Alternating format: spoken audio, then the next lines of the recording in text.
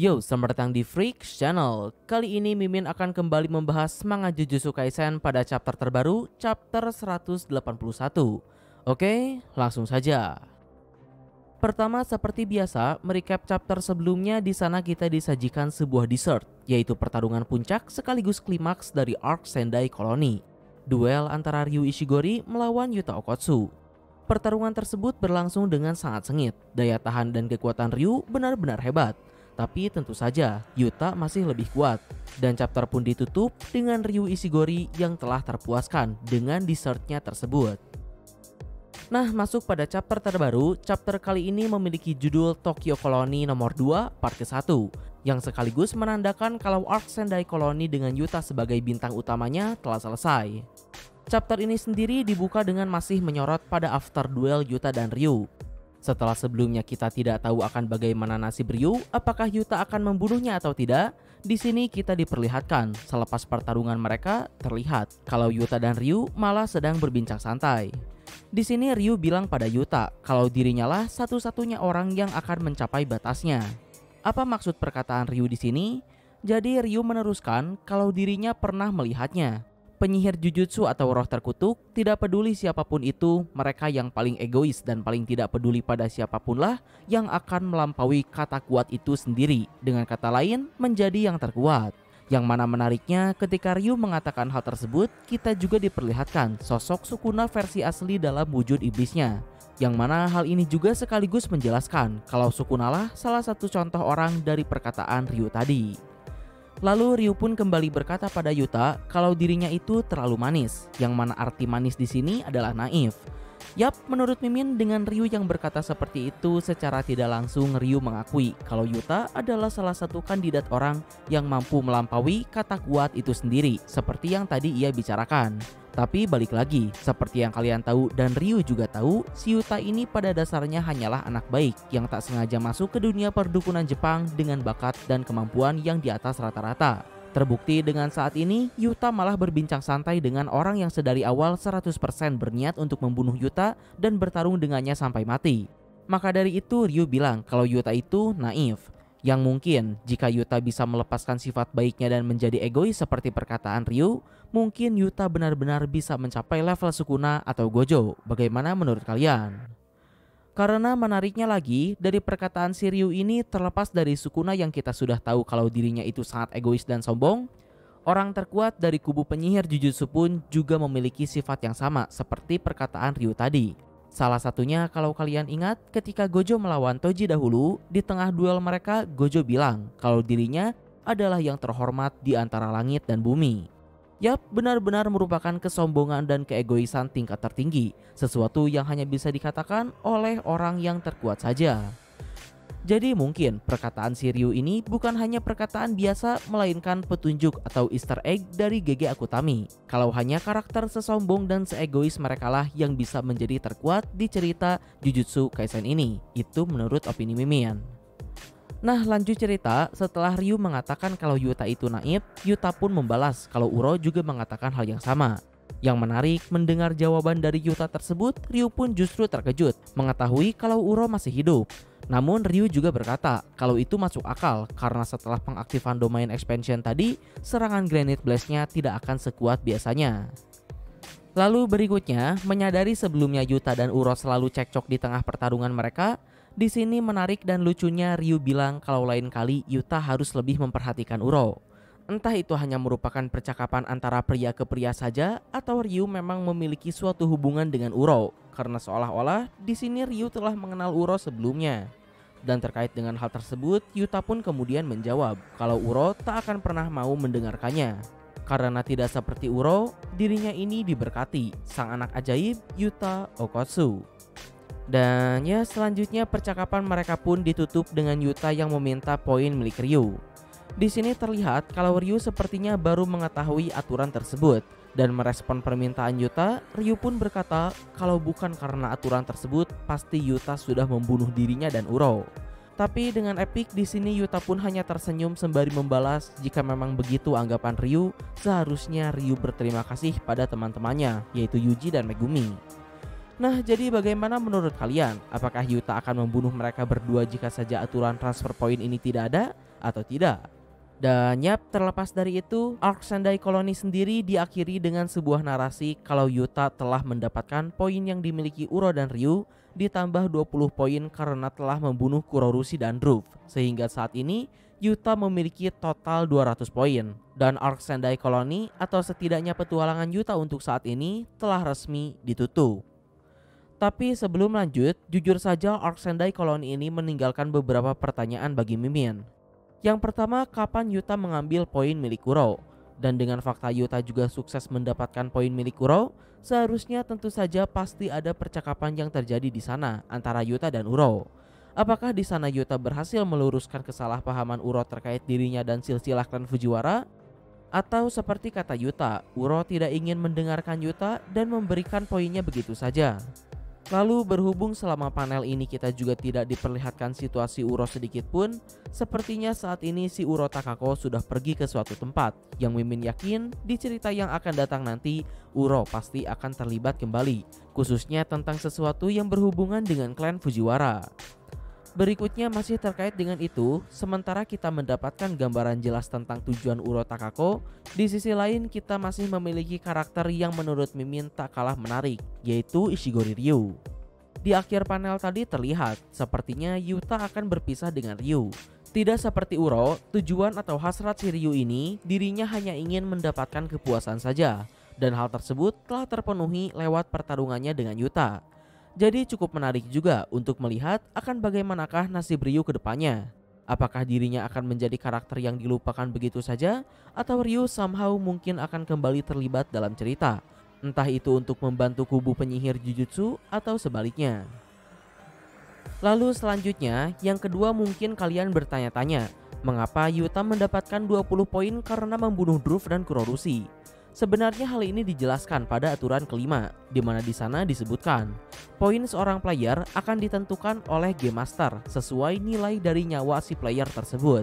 Sebagai aturan umum, seorang penyihir Jujutsu akan bernilai 5 poin, sementara non penyihir 1 poin.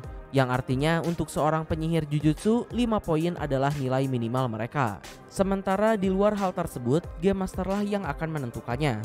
Buktinya Yuta mendapat 20 poin dari membunuh Ruff dan Kurorushi saja.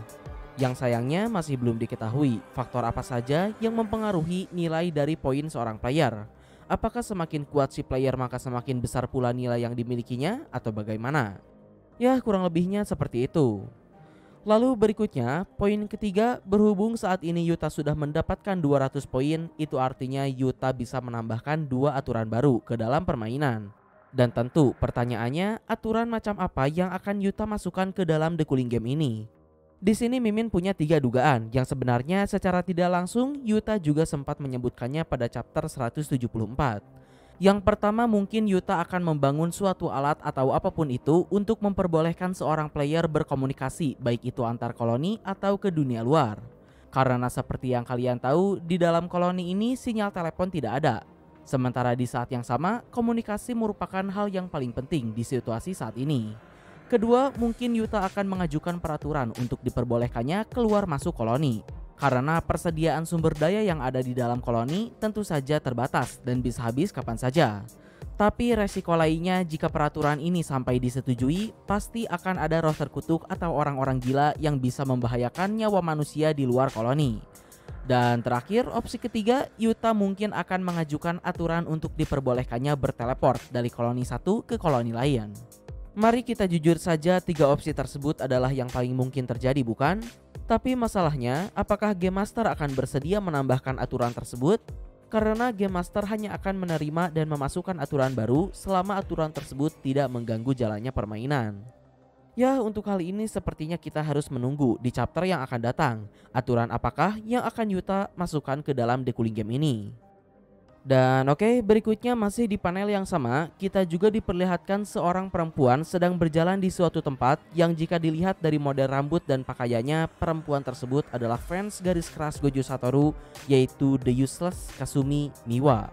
Di sana terlihat Miwa sedang ada di sebuah jalan yang terlihat rusak. Tak diketahui di mana dirinya berada saat ini, apakah di dalam koloni atau di luar koloni.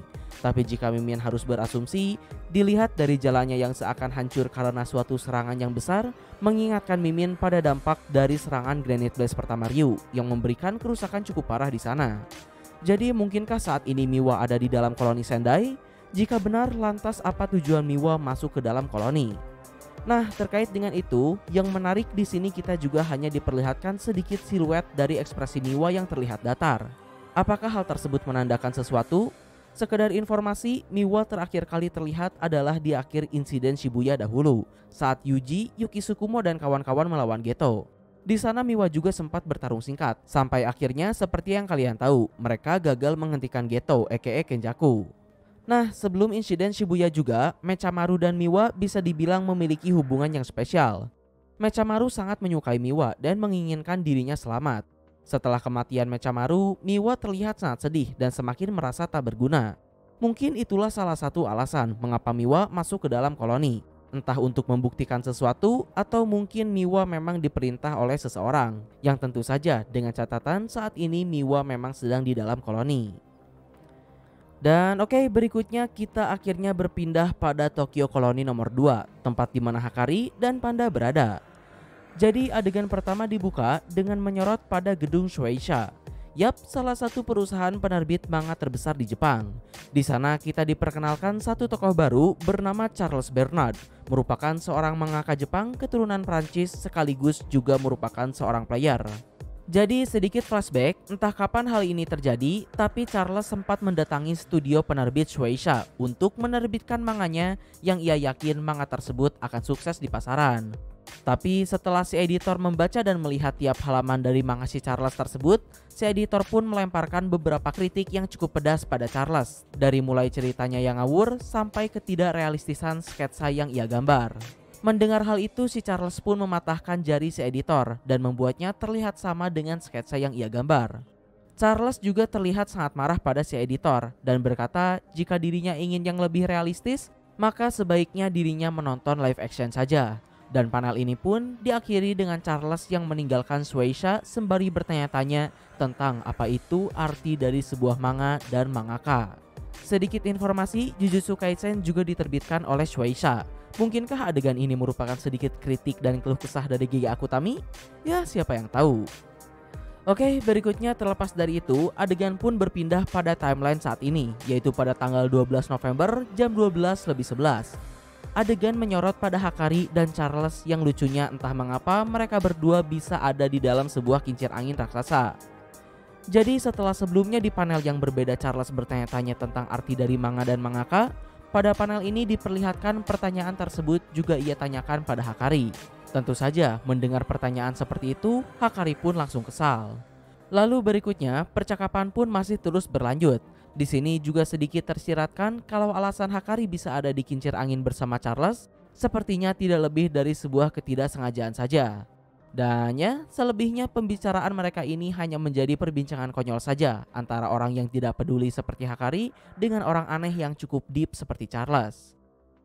Lalu selanjutnya, percakapan tak jelas itu pun kemudian berujung pada perkataan dari Charles yang meminta Hakari untuk memberikannya sebuah alasan bertarung dalam The Cooling Game ini.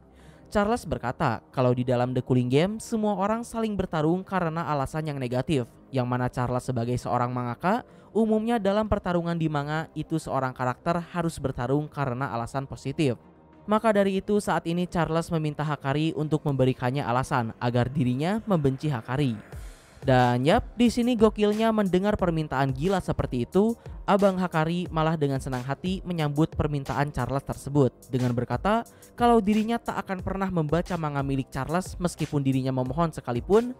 Kedua, Hakari tidak ingin ketularan aura suram seperti Charles. Dan ketiga, Hakari menghina Charles sebagai otaku yang menjijikan. Dan yap, tentu saja mendengar tiga pernyataan ultimate tersebut, chapter pun ditutup dengan Charles yang terlihat sangat marah dan mengeluarkan air mata. Ya, di akhir sedikit pembahasan dari Mimin, dengan begini arc Sendai Colony telah berakhir. Lalu di akhir panel tadi, kita juga diperkenalkan satu tokoh baru yang lagi-lagi memiliki motivasi random, yaitu seorang mangaka bernama Charles Bernard. Dan untuk yang satu ini sudah jelas kalau Charles merupakan seorang shaman generasi baru. Melihat profesinya yang merupakan seorang mangaka, kemungkinan Charles akan memiliki kemampuan yang berhubungan dengan pekerjaannya tersebut. Sebagai seorang mangaka, tentu saja kemungkinan teknik kutukan yang ia miliki cukup banyak. Bisa berkaitan dengan gambarnya, cerita, atau mungkin alat-alat dari pekerjaannya. Ya, kita tunggu saja kejelasannya di chapter yang akan datang. Lalu berikutnya, kita juga tidak melihat panda di sini. Yang sudah pasti, Hakari dan panda juga terpisah ketika mereka memasuki koloni, seperti Yuji dan Megumi. Dan terkait dengan itu, untuk saat ini sepertinya sudah jelas kalau Hakari akan melawan Charles. Sementara untuk nasib panda masih belum diketahui. Yang menjadi masalah di sini adalah satu-satunya orang yang paling berbahaya di koloni Tokyo nomor 2 adalah Kashimo Hajime. Dengan fakta kalau Hajime justru tidak bertemu dengan Hakari, ada kemungkinan yang cukup besar kalau GG Akutami akan mempertemukan panda dengan Kashimo Hajime. Nah, mungkin kurang lebih itulah yang bisa Mimin sampaikan pada chapter terbaru ini. Mohon maaf untuk kesalahan dan kekurangannya. Like, share, subscribe kalau suka, komen bila ada kritik dan saran. Terima kasih telah menonton. Ciao.